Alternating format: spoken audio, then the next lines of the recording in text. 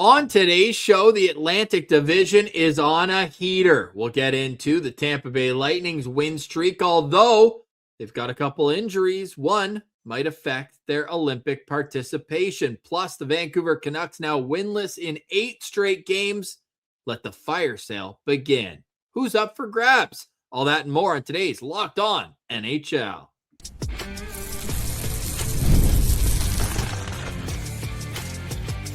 You're Locked On NHL, your daily podcast on the National Hockey League. Part of the Locked On Podcast Network, your team every day.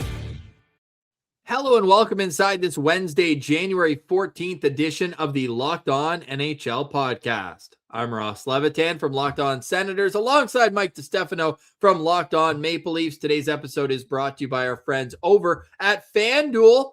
The playoffs are here, and FanDuel is officially in playoff mode for the NFL. Visit FanDuel, an official sportsbook partner of the National Football League, and grab your profit boost pack every NFL playoff game day. Mikey, been a couple weeks. We've had my vacation, your vacation, but we needed a couple Atlantic Division hosts for this first segment because it feels like every night my hate watching ends in tears. These teams just won't stop winning. Yeah, you're telling me, man. And it's been a trying year for us here in Toronto. And finally, they're starting to pick some things up. I know on your side of the province, it's not going as well for your Senators, but the Maple Leafs continue to win, but so do the teams above them. So they're not making much ground, which is unfortunate. But yeah, I mean, there's some wagons right now in the Atlantic Division, and this is kind of what we expected, though, isn't it? We thought that this would be a bit of a gauntlet because you still had those top teams like Tampa, and I'll still put Toronto into the mix there as teams that we expected to be good this season. Florida, I guess what's going on with, they're still above 500, but that's a team that you still expect at the end of the day will be there. But you got Detroit, with 60 points this year. You got Montreal 6-2-2 in their last 10 with 59 points. You got Boston, with a big kind of comeback season after bottoming out last year. They won 4 in a row and now have the first wild card position ahead of the Maple Leafs. So, it's been a very fun season in the Atlantic Division, and it's going to be a heck of a race the rest of the way.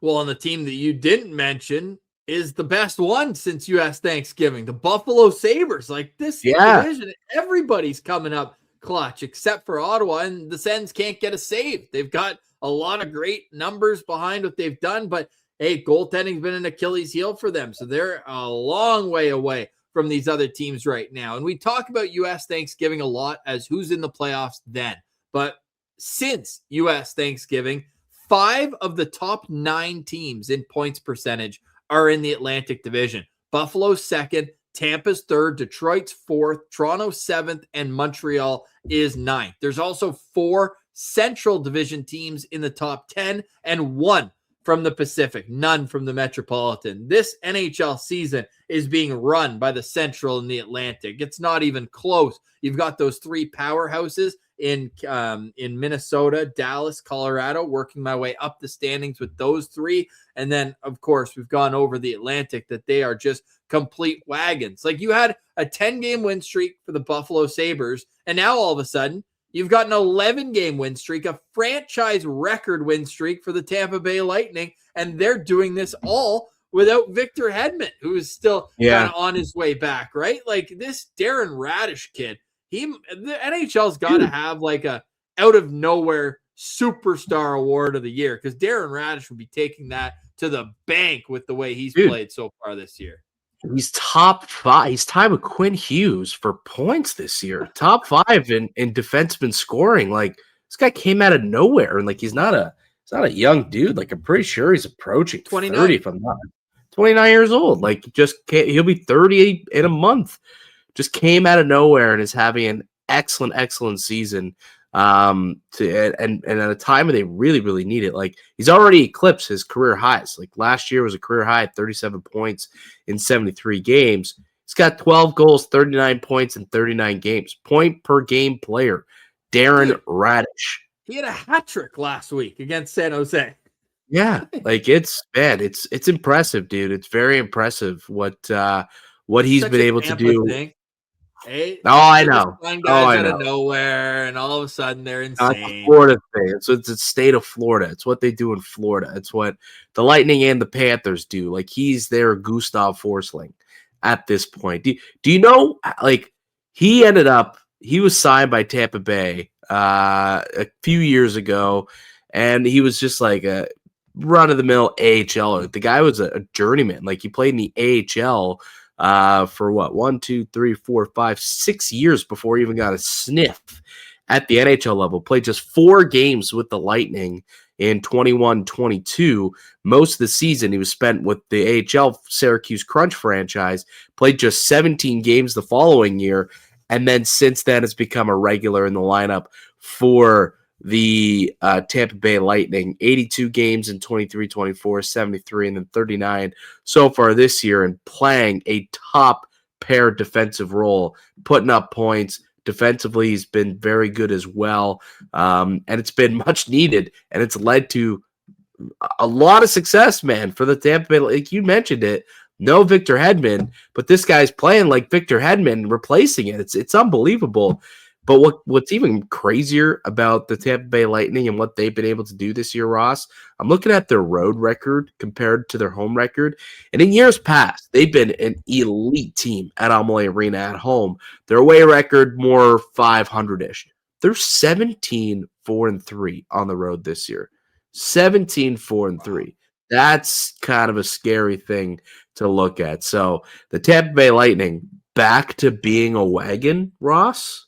Easily, yes, no question. In this Are 11 they game your streak, favorites? Are they your favorites right now to win the Atlantic at this point then? yeah, I think before the season I had them to make the Stanley Cup final as well. So like I'm Really? still all like Vasilevsky's such a stud in goal. Like even Johansson's not giving them elite goaltending, but he's giving them wins. That's all they need. Yeah. Like they're averaging almost 5 goals a game during this 11 game win streak. Their power play is Oh, yeah. clicking at 10 for 35. Like Well, they're an Kucherov. elite team.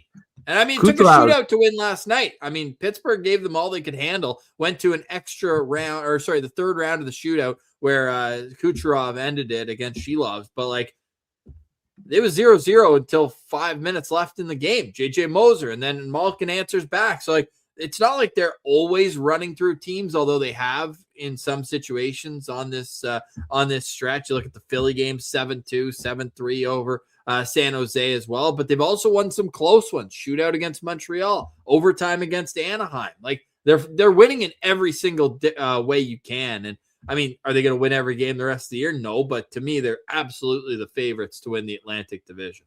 Yeah, and a guy who I think is quickly putting himself in that MVP conversation could be Nikita Kucherov as well. Like, he's the catalyst there. I mean, we can give Darren Radish a lot of credit, Andre Vasilevsky some credit, but, I mean, this guy just had a 10-game point streak snapped last night in Pittsburgh. But as you mentioned, then went on to score the game-winning goal in the shootout. Don't get credit on the points for that, but still, obviously, gets himself a very important, goal and point for them in the standings. But prior to that, 9 straight multi-point games for Nikita Kucherov. 9 straight. Well, yeah, and what you can build on that too is he's got a 20-point lead on Jake Gensel for the most points for the Tampa Bay Lightning this year.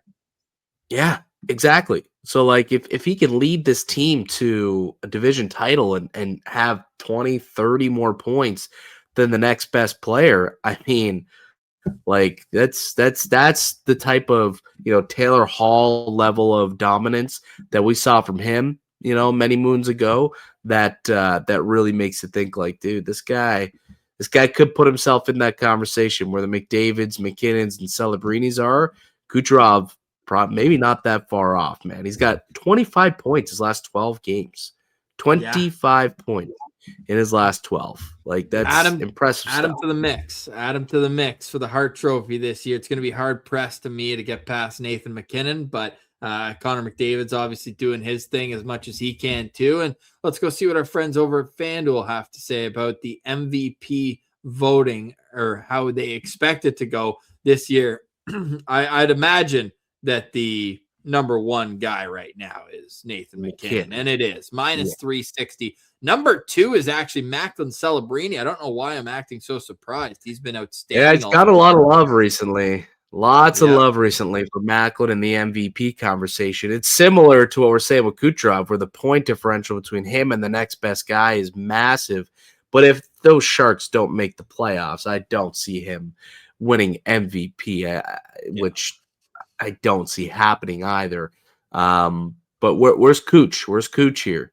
Is there some value on Cooch? Plus 10,000. No way. Plus 10,000 or plus 1,000? 10,000, and it's the 4th best odds. This is, according to FanDuel, a 3-horse race for the MVP. McDavid's plus 550. I think Kucherov's putting himself in that conversation, man. I think that's tremendous value. I think that is tremendous. Dude, last 11 games, 25 points for Nikita Kucherov. His last 11 games, plus 14, and the teams won all 11 of those games. Like $10 to win 1,000. I'm making that bet as soon as we log off.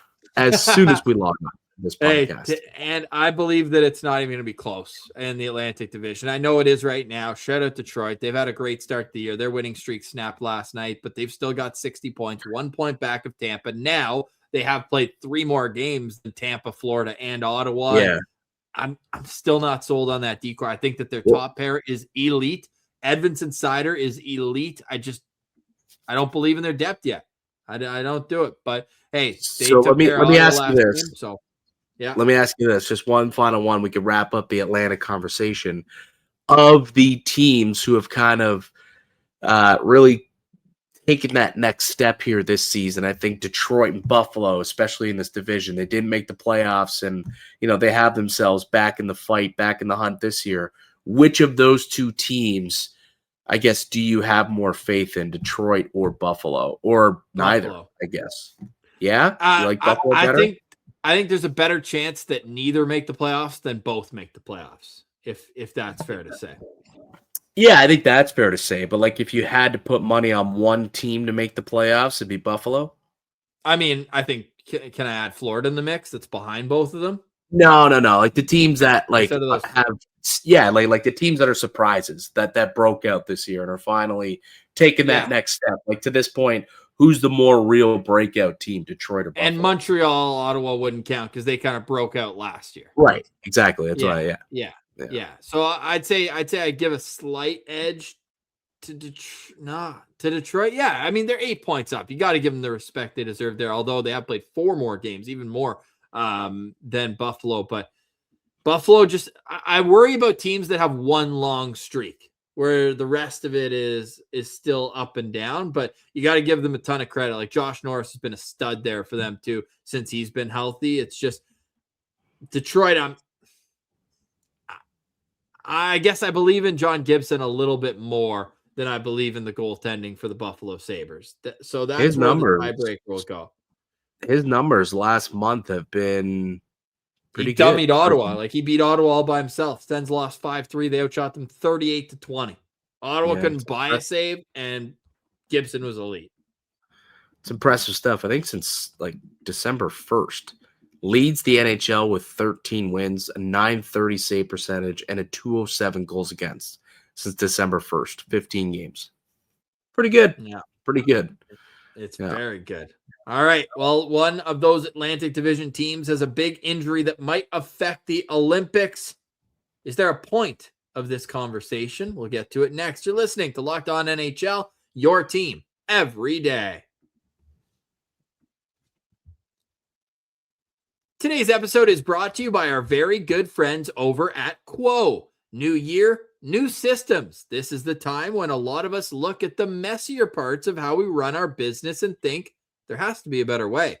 And there is. Streamlining your communications is one of the quickest upgrades that you can make. That's why today's episode is brought to you by Quo, spelled Quo, the smartest way to run your business communications. Because when your team is reachable, organized, and communicating in one place, you're not just working cleaner, you're creating more opportunities to connect with customers. I love how Quo makes everything so easy. From one shared business number, your whole team can call and text so nothing gets missed. It works right from your phone or computer, and you can even keep your existing number as well. It's no surprise Quo is the #1 rated business phone system on G2, trusted by more than 90,000 businesses, from solo operations to growing teams. Make this the year where no opportunity and no customer slips away. Try Quo for free. Plus, get 20% off your first 6 months when you go to quo.com/lockedonnhl. That's QUO.com/lockedonnhl. Quo, no missed calls, no missed customers. Welcome back, Locked On NHL, your team every day. Consider joining the Everydayers Club. We've got local experts on the biggest stories 5 days a week. Just head to Locked On, insert show name here, .supercast.com to learn more about how you can become a member of the Everydayers Club. All right, Mikey, so the Tampa Bay Lightning are without Braden Point right now, and it's unfortunate for a number of reasons. He's playing some of the best hockey of his season after a slow start. He had 19 points in his last 16 games after finishing November with only 1 goal and 3 points in 10 games. But also, the Olympics are coming. And Braden Point's a member of Canadian national team. He's a real important piece as a guy who plays under Canadian head coach John Cooper in Tampa. And it looks like it might come down to the wire. The quote from Chris Johnston with TSN said, "It's not good." So what's that leave Canada and what you think they're going to do if he cannot play? Yeah, it's a tough injury where you kind of just get rolled up, someone lands on your ankle, and those are tough. If he's not going to be able to play and he's not going to be able to play at the level that is necessary, then they're clearly going to have to go in a different direction. And it'll be interesting to see who they choose to be his replacement, though, because we did hear from Doug Armstrong when he announced Team Canada about 2 weeks ago, came out and said that they have a replacement list, but it's not necessarily this guy's first call, second call, third call. It'll be based on who gets hurt is who they're going to call next. So they're replacing roles as opposed to players.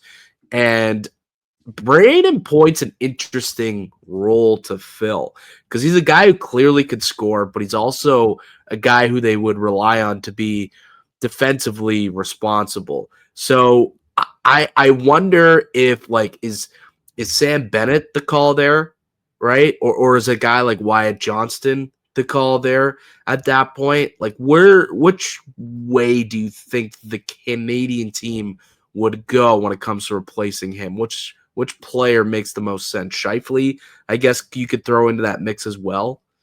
I just have no idea who they consider their 4 centermen, right? Because there's so many centers on this team. Some of them are going to play the wing.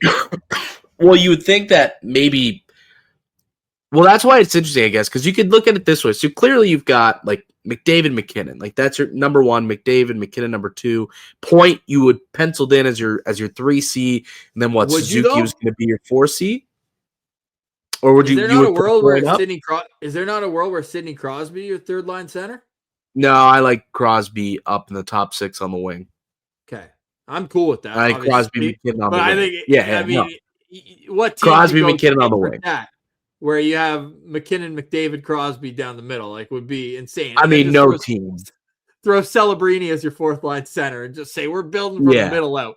But like you look at it, that's the point. So Celebrini, McDavid, Crosby, McKinnon, Horvat, Suzuki, Point, Cirelli. You have 8 natural centers out of your 14 forwards right now. Like, you could easily bring a guy who's just a winger, or you'd have to bring a guy that can play both. I don't think you're going to take a legit natural center. Like, I don't think Mark Scheifele's the call for this. I think for Mark Scheifele to be here, it would have had to be Bo Horvat or Nick Suzuki as the guys who are coming out. I think those two are kind of penciled in to be centermen in the bottom 6. So, yeah.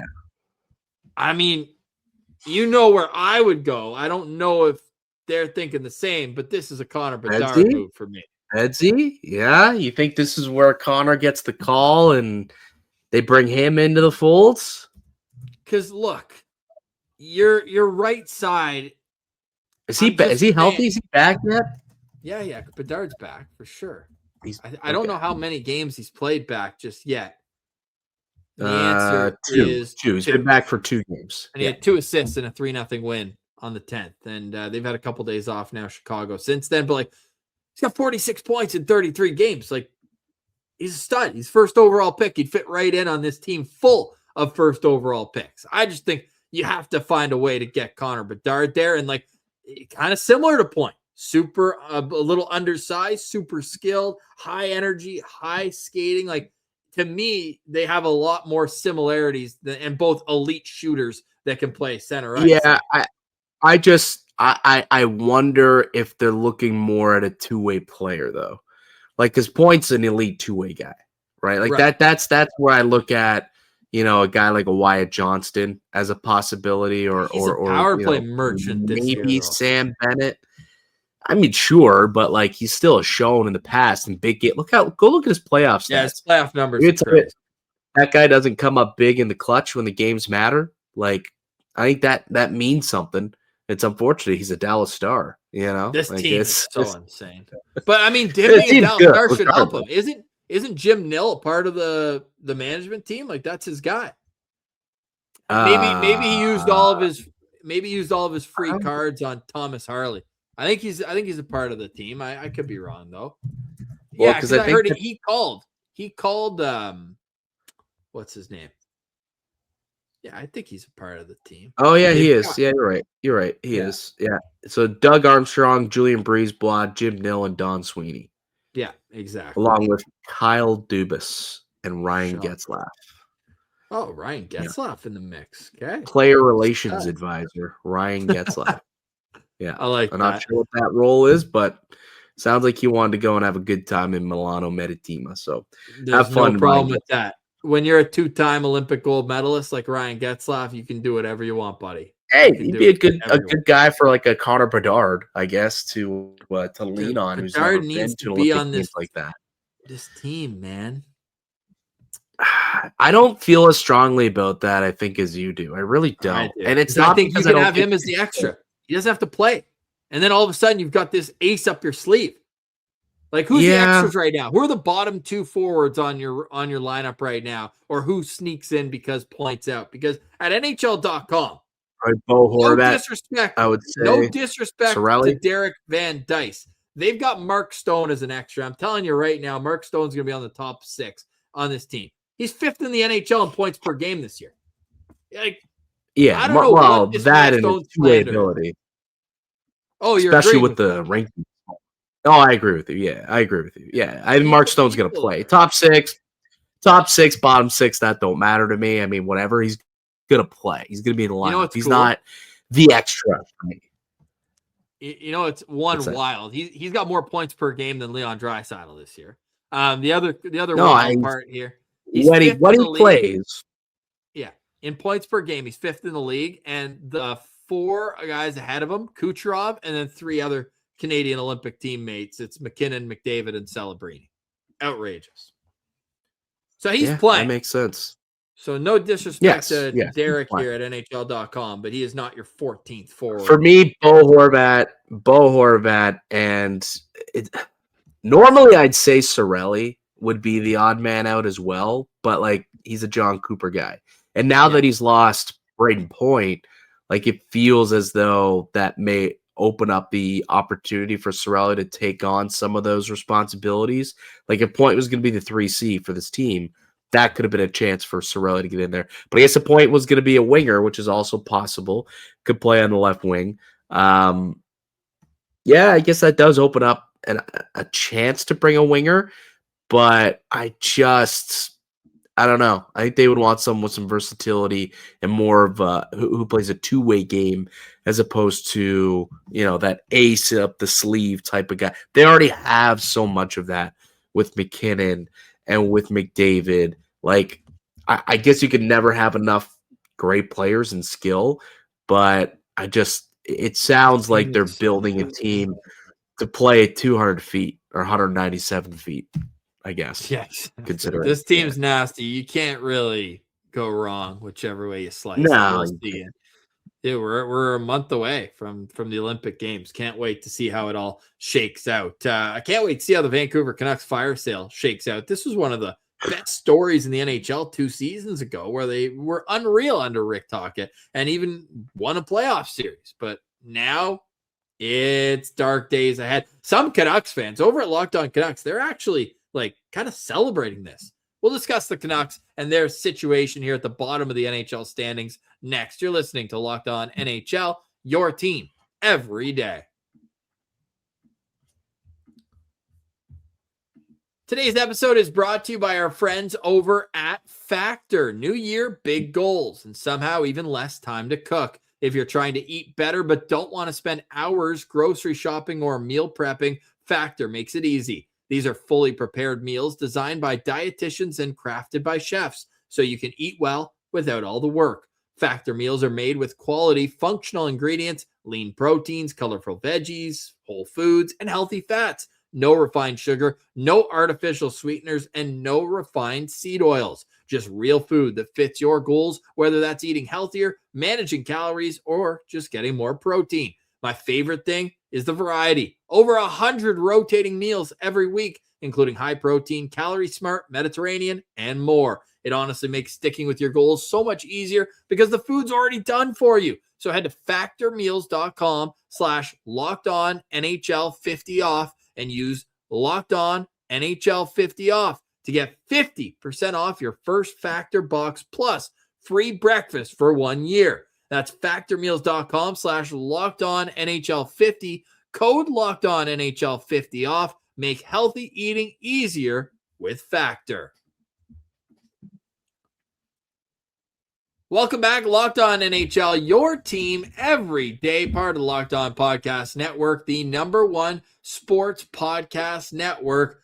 And oh boy, the Vancouver Canucks, winless in 8 straight games. They are 8 losses in a row. They do have 2 loser points in there, but they relied so heavily on their goaltender, Kevin Lankinen, to lose by 1 last night. He was the only reason why that was a 1-goal game. But like, Mikey, we're 2 years removed from this team having 103-point scorer JT Miller, 92-point producer Quinn Hughes, 89 points and 34 goals from Pettersson, and 40 goals from Brock Besser. The only one of those guys, 2 of them are still there, Pettersson and Besser. Besser's got 9 goals all season in 44 games. Pettersson, he's on a little bit of a rebound heater, but Canucks fans would say, where was that the first month of the season? What the hell is going on with this squad? You said it. I mean, they just decided to trade away like 2 of their best players, and their other best player, or 2 best, I guess you could say, those top 4 players are no longer there. Like, you could sit there, Elias Pettersson's still there, I guess, and Brock Besser, but they're not the players they were. And that's a problem for this Vancouver Canucks team. Like, you move off of JT Miller, 100-point guy. You move off of Quinn Hughes, arguably top, defenseman, top 2 behind Cale Makar. And then Pettersson's a shell of himself. Brock Besser drops from 40 to 9 goals. I mean, even last year, Besser had a nice little bounce back, in the goal scoring department, locked up a nice little contract for himself, and now he's got 9 goals, right? So it is real interesting to see how quick this team has fallen off in the last couple of years. But you mentioned, kind of as a little tease before we took a break, that Canuck fans celebrating what's going on in Vancouver. And I think it's because this team has tried to retool and repurpose and polish turds for years. Like, since the Sedins left, they never truly went into a rebuild. And that's the problem, is this team had their run in the early 2000s. They trade away all their picks, all their prospects and picks, and they never really were able to replenish a lot of that through like the meat years of the 2000s. Now they got Bo Horvat. Eventually they got Quinn Hughes and Elias Pettersson, and they started to kind of hit on some draft picks after not hitting for many years. The problem is now we moved off all those guys. Like Bo Horvat got traded, JT Miller got traded, Quinn Hughes traded. Like they moved off of all of these guys. Pettersson, not the same player he was when he signed his $11 million ticket a couple of years ago. Brock Besser is being a shell of himself.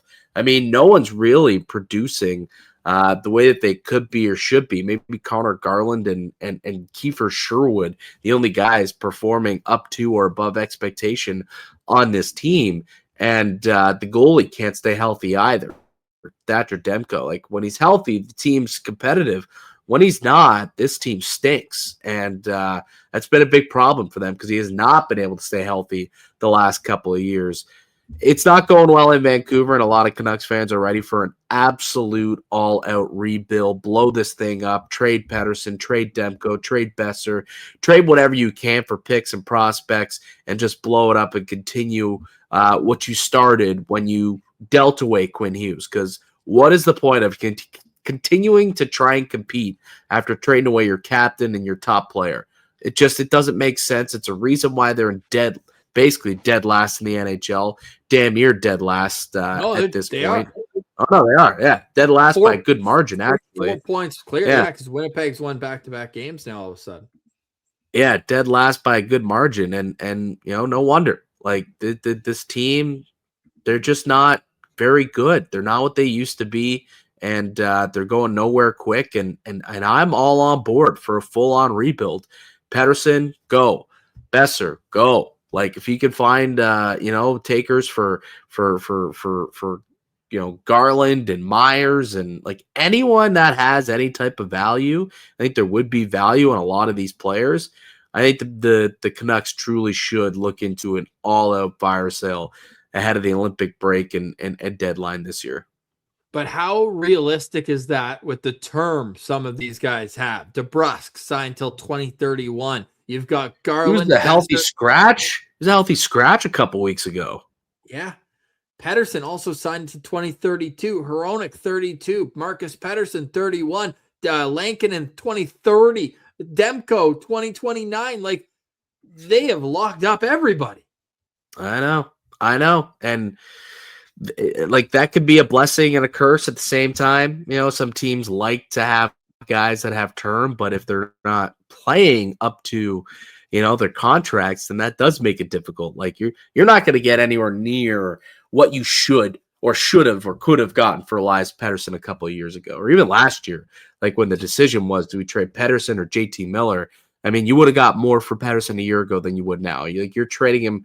You're trading him for nickels on the dollar last year. It's now pennies on the dollar this year for what you're going to get for Elias Pettersson. So that's going to be very disappointing. Evander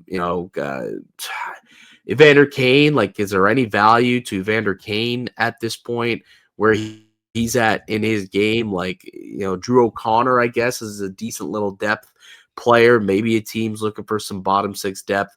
You could acquire a mid-round draft pick there. But yeah, it doesn't seem like there's a plethora of players that are going to get you high-end returns. And even Kiefer Sherwood, the guy who is, performing very, very well, and he's a pending UFA, seemingly they're asking for a first-round pick for him. He just got injured, and now he's hurt. So we'll see how long he's going to be out. He's out for at least a week, they said. And, he's like their big trade chip. And maybe they waited and held too long onto him as well. And that could possibly, diminish some of his value if he doesn't come back firing. So the Canucks, they're in an interesting spot. They're going to have to just move off of guys, get caps contracts out just to get off of them, and probably not going to bring a whole lot back in return. But bottom out, maybe they end up with Gavin McKenna. If not, like there's a couple other good players in this draft. You end up with a top 3 draft pick. You're going to get a great player. Forget that. The Canucks and their fans should be looking at the 2027 draft and trying to get Landon Dupont. Look at both. I mean, there's no way that this team's going to rebound next year. So you're looking at the next 3 drafts probably. If you're the Vancouver Canucks, you're going to completely fire sale it. Like if you're going in, if you're going to Dude, David Camp was playing top 6 minutes for this team at times. Buddy, I watched all 60 minutes last night. And Evander Kane, I had to look up when you just said that he played last night. I didn't see him once. I watched the entire game. He played 16 minutes. I did not see him on the screen once. He did absolutely nothing. The only guys that were noticeable to any extent were Zeev Boyum, because the puck's on the defenseman's stick who's breaking the puck out. I thought he played okay. Philip Roenick, I thought, had a decent game, but like the Besser, nothing out of him. Pettersson had a nice goal, actually. He it was a giveaway right to slot, but he finished, so there's some credit there. But like, Mikey, if you're the Canucks, it feels like they're kind of prioritizing players versus picks, at least so far, with the trade for Quinn Hughes. They want to stay competitive. They think they can remain competitive. It's what they've done year after year after year. Like, all the rebuilds haven't been proper rebuilds. They've been, okay, let's bring in some players. Even when they traded Bo Horvat, like, look at how they made what that deal turned into. They traded Horvat, right? And they got a first round pick, Atu Ratu, and I like him. And Bavillier. Yeah, Ratu's been okay. He's been fine. But right away, they flipped that pick for Marcus Pettersson. So bad. Like, so Andrew O'Connor, right? So it's like, but right away, they flipped it into win now players they get now. Yeah. Go look at JT Miller, right? They traded JT Miller. And then they signed Marcus Pettersson. Yeah, and then they signed Pettersson new long-term extension. But even the JT Miller trade, like, they didn't trade for, top prospects. Like, this is just what the Canucks have done for years. And, again, the Quinn Hughes trade, they trade for 3 guys who they can insert into their lineup right away, right? Not picks, prospects, 3 guys who they can put in their lineup right away. And it worked for the first couple of games. It was like, okay, Zeev William, 2 points, first game. Well, he's only had 2 points since then. Liam Ogren scored, I think, 3 goals the first 5 games. He hadn't scored since, right? Like, it just hasn't gone well. Marco Rossi hurt again, which has been his calling card throughout his career, but even still, just 2 points in the 8 games that he played.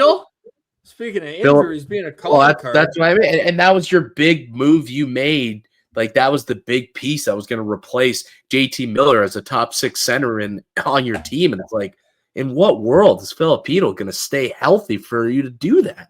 So it's just, they've made dumb moves after dumb moves, just trying to patch over massive holes with parchment paper, and it's all coming unglued for them, man. And I think that's why Canucks fans are seeing them bottom out. It's going to force this team to realize that it can't just be patched together. They're not competitive. Stop trying to think they are, and they're just going to ultimately, I think, move off of a lot of these players. Like, I think a fire sale is truly coming. Like, I would be shocked if they don't find a taker for Elias Pettersson. I still think there's teams out there that see, what possibly Pettersson could be in a new environment. Like, you look at Trevor Zegras, how much he's flourished after a couple of tough years in Anaheim. New environment, he's done great in Philadelphia. You could look at that as a potential similar situation for Pettersson. He's a little older, 27 compared to 24, but I still think that there's a good player in there if he's in a comfortable situation. Brock Besser, same thing.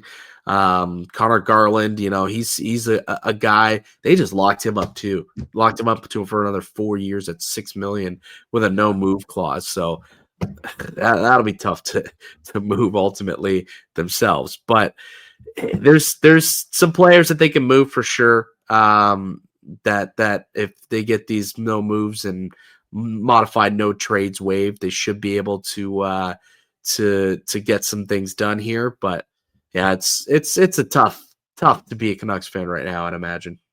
Yeah, but at the same time, there is light at the end of the tunnel, because you do have that, like, you already have that first wave of prospects that you're trying to get now that you have Zeev Boyum in there. I love Braden Coots. I thought he was a great draft pick to take in the first round this year. And I also want to give some credit. I like the stories of guys that we just talked about, Darren Radish earlier, of guys that make it a little bit later. Linus Karlsson was actually one of the better players on the ice last night for the Vancouver Canucks. So he's a guy I would keep. They signed him to a super reasonable deal, and he's 26 years old and was the leading scorer last spring when Abbotsford won the AHL's Calder Cup. So, like, Usually when you win the AHL Calder Cup, you think there's going to be some players that make an impact in the NHL the next year. It feels like it's really only been Linus Karlsson. Well, he was another guy where it's like the Canucks, when they acquired Linus Karlsson from the San Jose Sharks, like that was another situation. I think they traded Jonathan Dahlen, who was like a pretty good prospect at the time. Yeah, he was. They got them in the Burrows deal from Ottawa. So yeah, I had a full crash out when that trade occurred. I thought Jonathan Dahlen was going to be the next Daniel Alfredsson. And if he didn't, have those off-ice issues, maybe it could have been. But they traded him for Linus Karlsson. And at the time, it was like, why are you trading, one of your top prospects for like a lower-level prospect? Like, it just didn't make a whole lot of sense. And again, it was just them trading for a player who was closer to being an NHLer than they did a lottery pick, draft pick. And that just is just another example of how they've continued to try and retool this thing. Have never fully rebuilt the Vancouver Canucks, but I mean, it's time to just rebuild, because trading away Bo Horvat, JT Miller, and Quinn Hughes, and this is what you've come up with after all of that, is embarrassing. There's no top tier prospects. There's no plethora or stockpile of draft picks. Like, what do you really have from trading away those 3 franchise players? The answer is not a whole lot. So got to stockpile themselves with some draft picks and get this thing moving forward. And it's going to take some time, but hey, next couple drafts, pretty good. So I've been told, pretty solid draft years. So if you can get some draft picks for the next couple, retool it, maybe 3, 4, 5 years from now, Canucks can be back to contender status. Kyle and Bagsy all over that story over at Locked On Canucks. For today here at Locked On NHL, we say goodbye. For Mike DiStefano from Locked On Leafs, I'm Ross Levitan, Locked On Senators, and we're all a part of the #1 sports podcast network, the Locked On Podcast Network, your team every day.